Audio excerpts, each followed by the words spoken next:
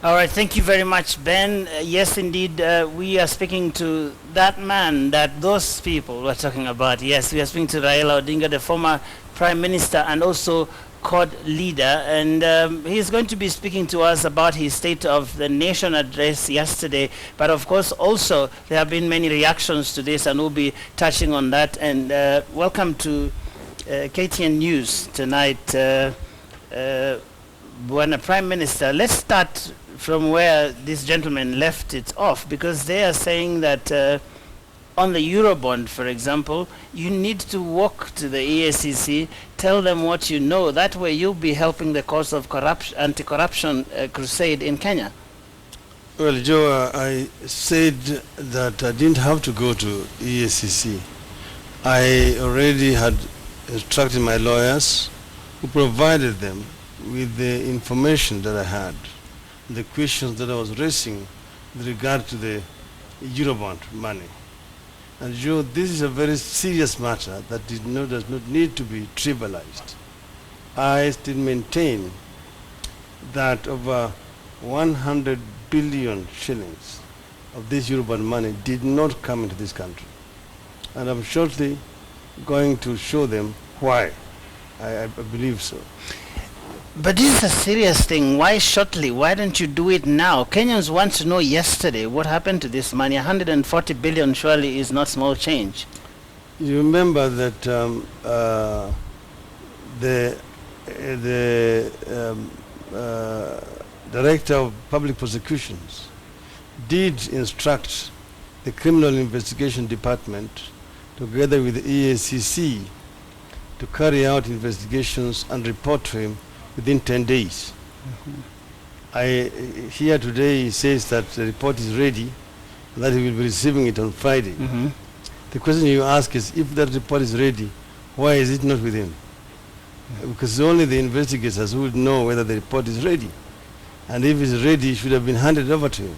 But it is Raila Odinga I have here, so at least I can ask you why you are not telling us who or what happened to the 140 billion, because you said you're going to tell us in the next couple of days. No, let them say what has their own investigations revealed. Because I've said and maintained that that money did not come into the country. And I will be surprised if the DPP will come out with any different evidence or any proof. But I'm going to state in my own time why that money did not come into this country. And if that money came into this country, I've asked them to show us evidence of any project which was executed with that money. Because as you know, that money is only supposed to go to specific projects. It cannot be lumped together with all other incomes of the government and spent, for example, for recurrent purposes.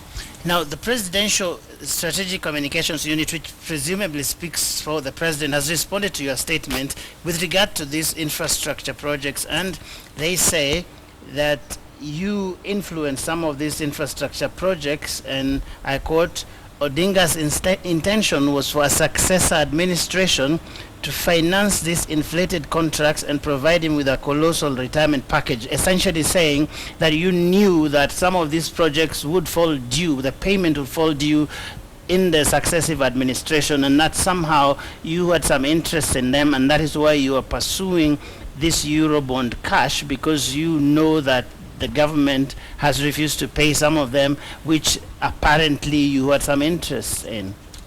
Joe, I left the government in March 2013. That is now 3 years ago. I mean, how would I be receiving any money from the government after retiring? They are implementing the projects which were started by the Grand Coalition government. The one, for example, they keep on citing, the SGR, was a project that was started under our administration. There's no new project which Jubilee is implementing. Doesn't that reinforce that point, therefore, that actually these projects were started when you were in the Grand Coalition, and perhaps that would lend credence to some of the claims they make, that probably you knew something about these projects that many of us don't?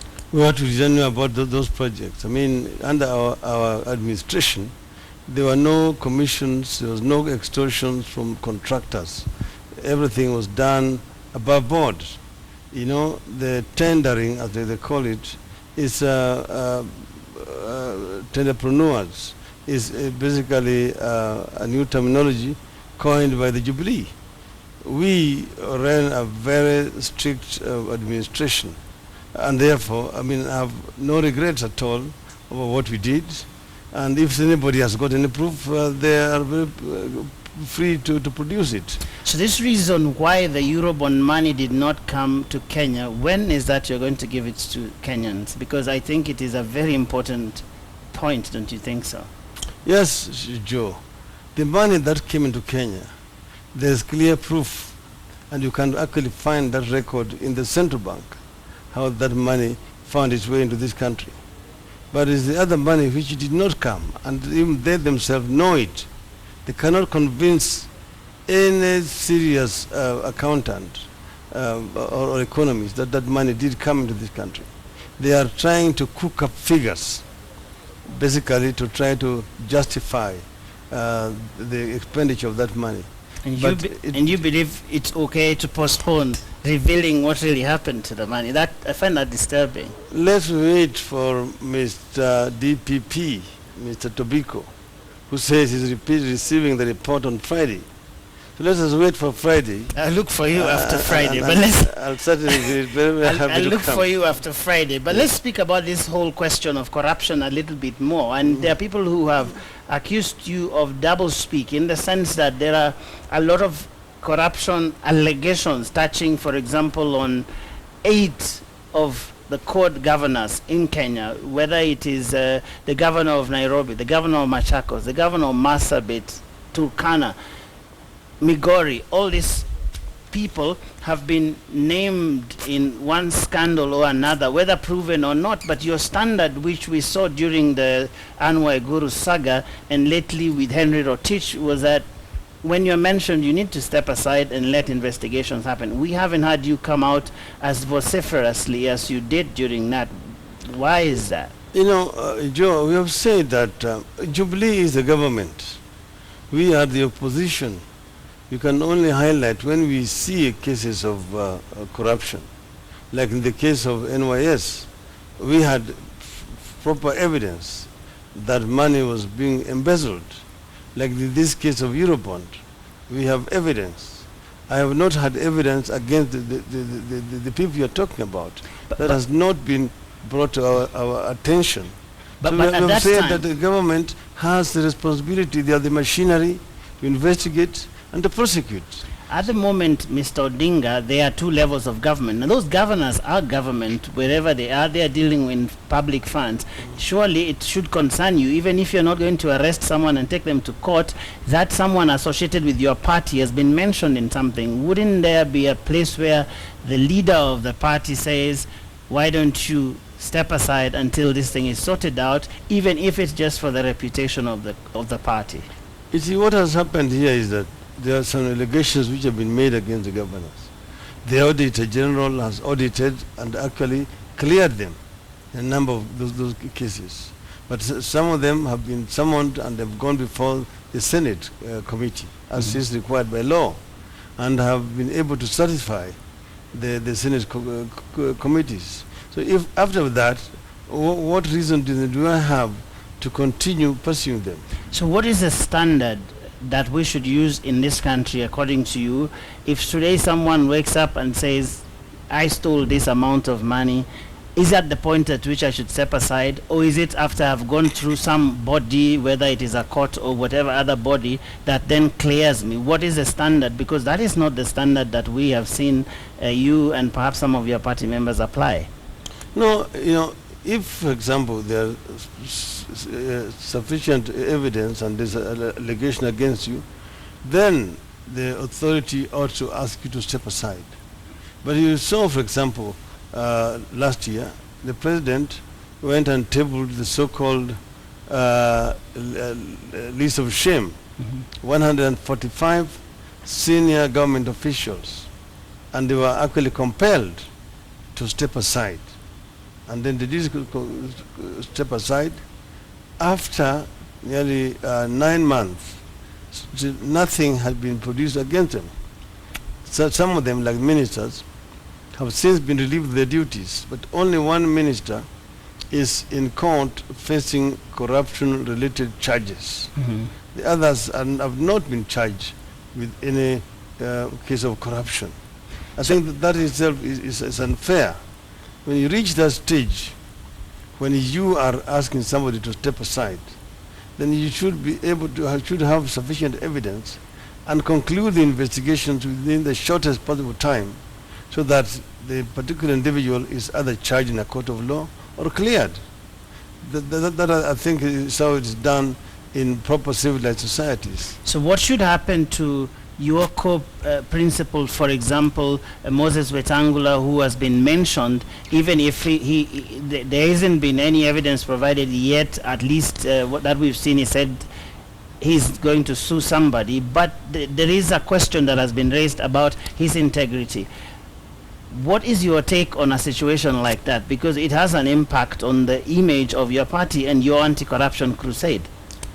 Honorable Wetangula's name was mentioned by some individual in London, saying that the BAT bought an air ticket for his wife.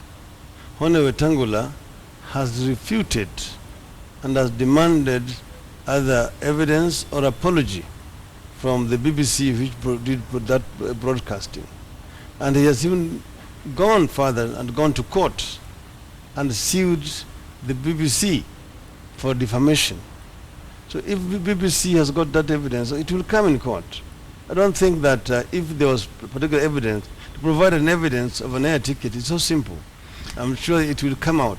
Which is why I was asking Mr. Odinga about what is the threshold. Is it Caesar's wife beyond suspicion, or is it just the fact that you have produced some evidence or demanded for it? I am a bit confused about what we should, at least from the opposition standpoint, what we should have as our threshold in terms of holding people to account, even if they are only mentioned. You see, there is, in terms of corruption, there must be a consideration. That is that you're receiving this against this. What did somebody receive in return? For example, you were talking about Honorable Wetangula. What did VAT receive in return from Honorable Wetangula? That has not been said. And then how was the economy? How did the country suffer as a result of those actions? Then we can be really talking about abuse of office. But if somebody comes and says that the company A paid an air ticket to Ageyo's wife, how did the standard group of companies suffer as a result of that? How was it a corruption? What is it that then that fellow received from standard which he was not supposed to receive? So there must be proper evidence provided against an individual. And if it was true, we would condemn it the same way that we have condemned other people who have been mentioned. If it is true. but let me talk about Honorable Raila Odinga. A few weeks ago, just before Christmas, there was a claim again and a letter that emerged that suggested that you wrote to the Kenya Revenue Authority asking them to go slow on a tobacco company in terms of collecting their taxes, that there would be a meeting to kind of resolve this. And your acting permanent secretary at the time, when you were Prime Minister, Andrew Mondo, wrote and referred to a certain conversation you supposedly had with KRA on the same matter. And some people might wonder, why would you, who is such a fierce anti-corruption crusader, who talks about how government revenues are used or not used, who is asking for more money for counties, would write to a revenue collection body to not collect legitimate taxes? Well, Joe, first, what are the responsibilities of the Office of the Prime Minister? To coordinate and supervise functions of the government, including departments. That is my work, to coordinate. And therefore, people would come to me, many businesses who were in problems would come to my office. Of course, the most important thing about that allegation is being made by the same individual who made allegation against Honorable Wetangula.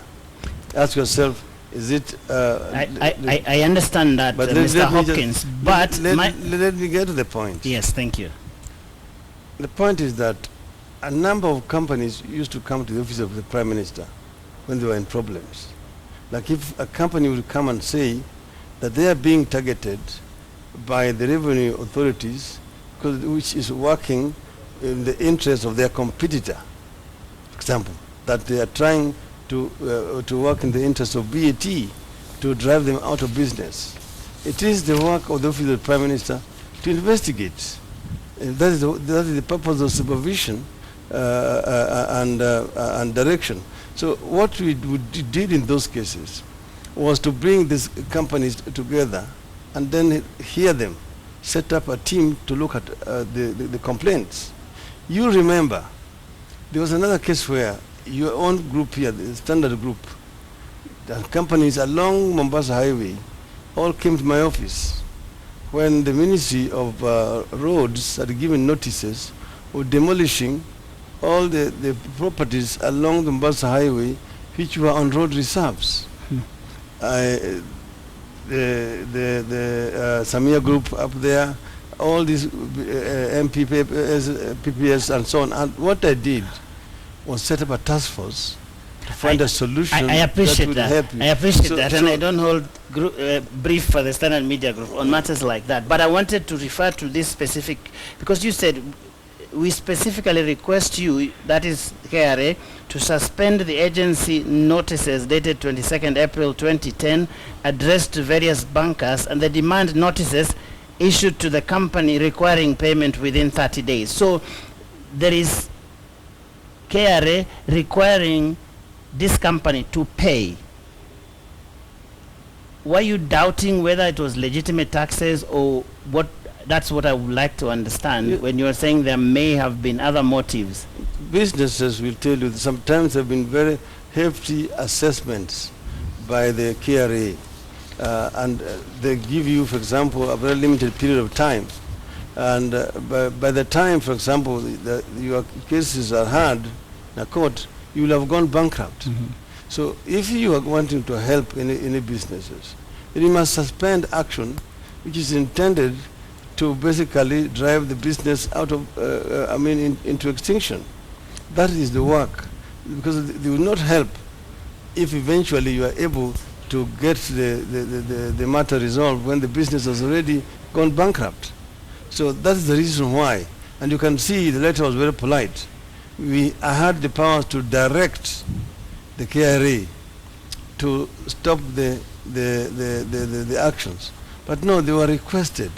The letter was very polite to suspend the actions until the matter is heard, so that the KRA officials, you have opportunity to bring them and also bring the complainant, so that you find that this company is not being targeted. The assessment which KRA has made is all justified legally. That is the work of the office of the Prime Minister. Okay, what about you have yesterday talked about lifestyle audit for the Deputy President in particular, and I perhaps wouldn't go into too much detail on that, but I wanted to ask you, are we likely to see you declaring your wealth anytime soon? Yeah, of course, but as you know, I'm not a public servant at the moment. But you will be running for office, I suppose, next year. And I've always been doing. Even the other time I did make the declarations, so that is not something new. But what we have been saying is that you see such extravagant spending by officials of this government, which is far beyond their means. And you know, this is what they did in Nigeria, lifestyle audit, where you talk about income vis-a-vis expenditure, and then you look at the shortage, the difference, and the individual is asked to account for that difference. So if, for example, you have an official whose salary is 1.5 million shillings, assuming that he does not eat, and he does not have any other source of income. He does not pay school fees and so on and so forth. The highest amount of money he can be able to donate is 1.5 million minus taxes. But if you have an individual producing 10 million shillings every week at Harambee, over 10 million shillings, 50 million shillings in a month, then you must ask, which businesses does he own, which are producing this kind of money? I'm sure that even James Mwangi of Equity Bank, my friend, is not able to produce that kind of money. So we're asking ourselves, might this also be where the Eurobond money has gone into?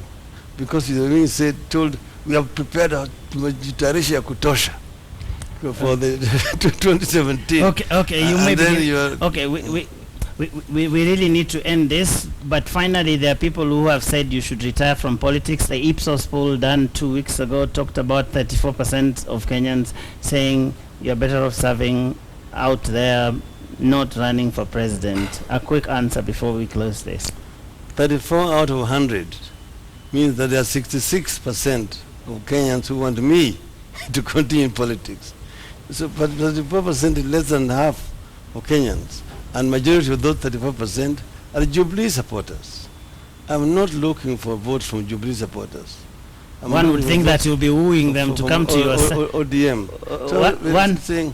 One would think that you would be wooing Jubilee supporters too. Of course I will be trying to, but I'm just saying, why don't they even ask the court supporters if they want Uhuru Kenyatta to continue or to retire?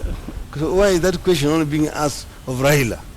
Why does he only ask the questions, who would you vote for? At the moment, in fact, Raila is not even in office. All right. In other countries, what they do at this moment in time is the president's approval rating, not the people who are not even running, who have not even declared they're going to run.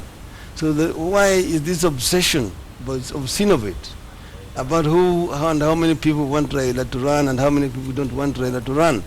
It is basically because they are agents of Jubilee.